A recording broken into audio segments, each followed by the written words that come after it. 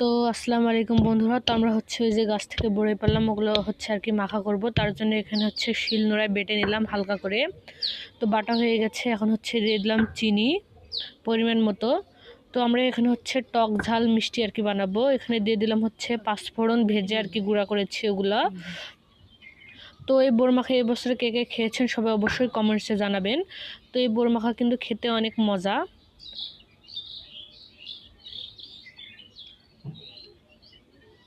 পরিমাণ মতো লবণ দিয়ে দিলাম।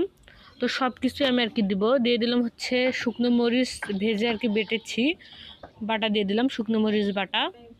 দিয়ে দিলাম কাঁচামরিচ বাটা। তো আমরা এখানে কাঁচামরিচ বাটাও ব্যবহার করব ঝাল ঝালের কারণে। দিয়ে দিলাম সরিষার তেল।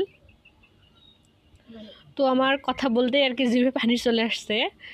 তো কে কে খেয়েছেন সবাই অবশ্যই কমেন্টসে জানাবেন এই বছর। এখন সুন্দরভাবে হাতে মাখাবো। তো এই এই বড়ই মাখাতে কিন্তু অনেক আর কি ঝাল হয়েছে। তো এগুলো দেশি বড়ই মাখা, ঝাল ঝাল।